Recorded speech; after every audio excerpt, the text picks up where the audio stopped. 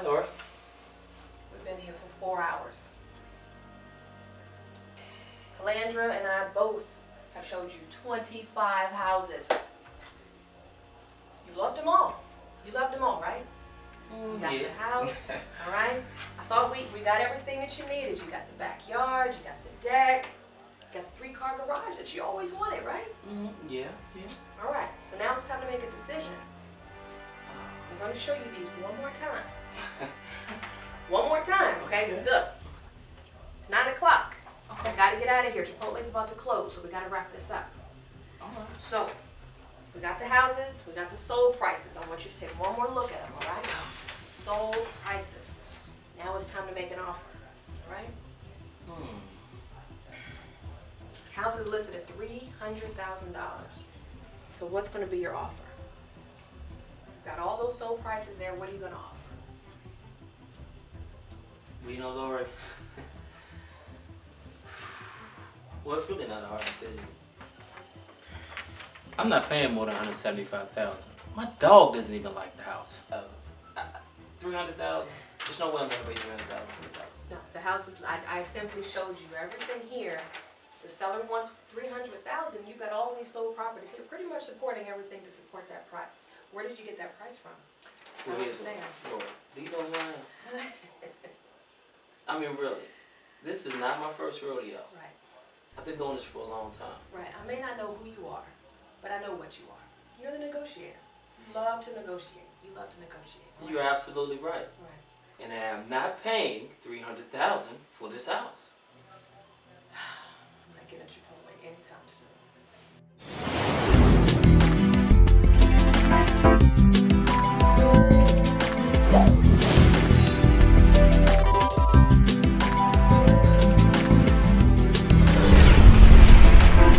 It's Lorie Woodruff, and welcome to Lorie TV, the place to be in order to have an extraordinary business and life that you deserve. And today is Q&A Wednesday.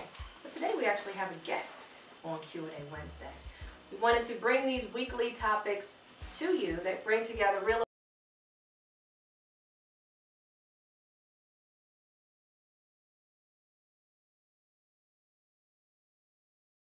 introduce one of my best friends, one of the best investors that I know, Sam Parkman. Thank you for having me, Lorie. Sam, we wanted to bring another perspective onto the show, which I think is awesome. You know, it's nice to have one opinion, but at least we want to have another investor opinion on negotiating contracts. All right, Sam, tell us a little bit about yourself. Well, thank you for having me once again, Lorie. I've actually been in real estate since 1996. Bought my first investment property back then, and I've kind of been hooked ever since. And you're right, you know, investing is a lot different today than it was back then, but also, you know, just with being an investor versus a traditional buyer, it's a totally different way of doing business, and it's a totally different way of negotiating deals. You know, so you know, I'm glad that you know.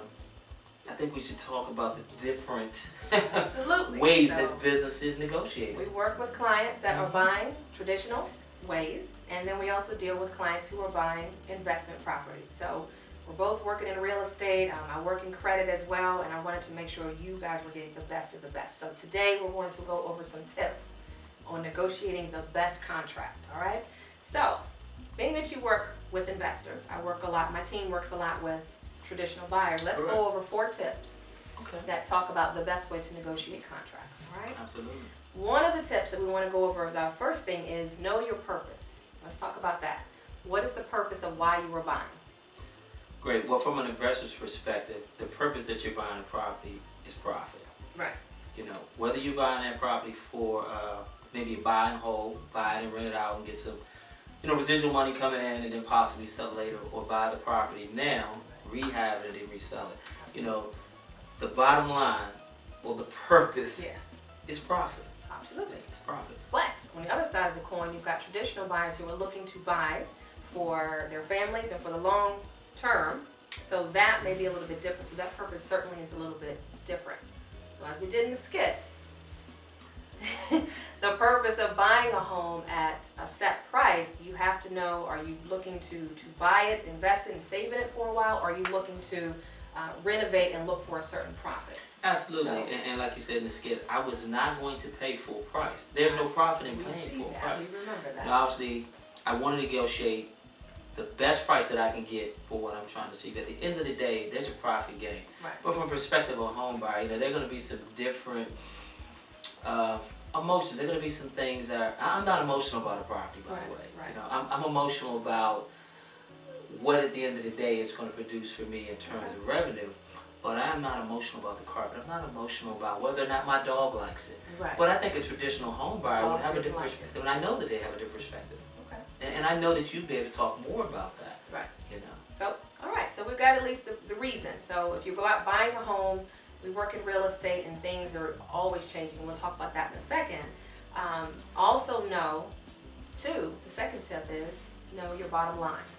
Know your bottom line. That simply means if you're purchasing a property, whether if it's for cash, if you are financing the deal, you got to know the appraised values. Those are things that you have to know your limitations when you're going into a deal. absolutely. And as an investor, there's a certain amount of money that I'm going to purchase a property for. There's a certain money that I've allocated to rehab, and there is a bottom line number that I feel makes sense for me to do the deal. Right. Whatever that number is, every deal is different. So from a perspective of an investor, yeah, you have to know your bottom line number, because sometimes it's not even worth doing the deal. Right. Sometimes there's no positive cash flow or positive income at the end of the day on the end of the deal. Okay. So, So know your bottom line. And that's the reason why we, as experts, are there to make sure that you're going down that path the right way. Because if you're just trying to go down and just think, you know what, I'm just going to give the only offer that I think is the best thing, sometimes that offer of lowballing it is not always the best thing. Sometimes you have to rely on your expert realtor to get you guys through that transaction as quick and thorough and as detailed as possible. You're right. Research is very important. Using a professional, a realtor, someone that has the data, that has the knowledge and has the experience, to be able to get all of those factors together. That's very, very important. It's important for me as an investor, obviously, but it's just also important for someone that's a traditional buyer, that's looking to buy a home, to maybe raise a family, maybe to create some future wealth down the road. It all still makes sense. It's all about having the necessary information to make the right decision. We have the balance here to talk about this today, all right? And that leads us to our third tip. Leave emotions at the door. Wow. That's a big one. Yeah, that's a big one. I think, I know from I bought a home before, and I've owned homes. So, personal residence. So, it's a little different than when I'm buying an investment property. There are no emotions involved.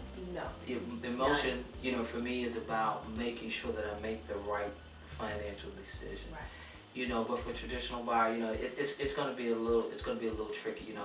It's for me, it's not about the carpet. It's not about the paint. It's not about some of those small details that I know as an investor I could easily fix. Right. And a lot of times for clients, when I'm working with clients, our team wants to make sure when you write an offer on a property, just let it go. Just let it go, because until that deal is actually ratified, you don't even want to think about customizing the house and having the backyard barbecues. Don't even think about that until it's done, because your emotions normally are going to be into it. So a lot of times it's hard, but investors, not so much as far as emotions into the deal. It's all about the money. For our traditional buyers, yes, there's going to be some emotions there because they're attached to the house. They're thinking about their future goals. Absolutely. Okay? And that leads us to the fourth one. Give more than you receive. Give more than you receive. So when you're writing an offer, what should you be thinking about when you're writing an offer up? Well, from a perspective, obviously, as an investor, Yes. I'm not trying to give up more at the beginning of the deal. Right. Obviously, I'm trying to get the best price that I possibly can get. But what would you give up? Well, What would you give up? That's a great question. I would be willing to give up. I'll tell you what I'll provide. I'm going to give fast cash, fast closing, and I'm not going to ask the owner to make necessary repairs that a traditional buyer would make. So I offer the convenience of being able to liquidate your property as quickly as possible at a fair, reasonable price, a price that I feel makes sense for me as an investor. So an investor's quick closing, cash deals, get it done, don't ask for any closing help, you're done. you can go on your way. All right. As far as a traditional buyer, in order to make those contracts a little bit stronger, I'll just tell you a little bit different, is that we're looking probably to give a little bit to the owner, because keep in mind there's another party involved. So it's got to be a little bit of give and take when it comes to buyer and seller. So if you are buying a property, what's going to be the best way, the strongest way for you to incentivize the seller? That could be asking for not that much closing help, having a shorter term closing date, and it just depends. So it could really just be those two things, just depending on the deal, but those could be variations to help the seller say yes to your contract instead of no. Well, you know, Lorie, at the end of the day, when I'm working with a buyer that comes to look at a property that I've acquired, I've renovated, you know, sometimes, you know, I tell them don't sweat the small stuff. You know, Right. the carpet, the paint. Right. You know, that may just have been a decision that I have made, but those are things that can, like I said before, be changed. Right. You know, don't sweat the small Right. stuff. The You know, small is things this don't do a it. home that you know you feel safe in? Mm-hmm. You feel that it's a long-term investment. You know, you feel like you can raise your family. Absolutely. Then you know, that would be my advice to a buyer. You're never going to get everything, but you're going to get more than what you don't get at the end of the day, and I think that's important. And that's just a simple conversation with us as your realtor. So that's all we really wanted to do, was really give you some main tips on negotiating the best contracts, because it's all about you making sure you get the best terms at the end of the day, and having the professionals in place to make sure you have investor conversations, we have traditional conversations. We want to make sure that you are having the best outcome nonetheless. Okay, so thank you very much, Sam, for your input. This was great. Thank you for Good having to have me, you Lorie. back on the show a little bit. I'd love to be back. We might Thanks have. again, Lorie. All right. And this leads us to our face tweet of the day. The most important trip you may take in life is meeting people halfway. And that is by Henry Boyle. Guys, remember, this show is all about you, trying to make you extraordinary and fabulous in your business and life. So thank you so much for tuning into Lorie TV. Thank you, Sam, for joining us on the show today. We've got to have him back on the show. And I'll see you next time on Lorie TV.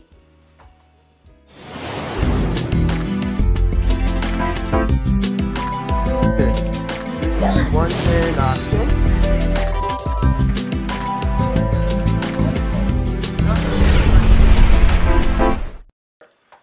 3, 2, 1, and action. I'm sorry. Sorry. Okay, go for it. Bloopers, yeah. I'm Bloopers. sorry, go for it. 3, 2, 1, and action. Goodness gracious. Do it again. Yes, thank you. You're having too much fun. She's making bloopers for the end of the show. I'm just recording everything. So we cut it off. So just do your stuff. Okay. Think about something depressing. Okay. It's still funny. That's not it. That's not it. That's All right, you ready? impressive. Ready? Yep. All right. 3,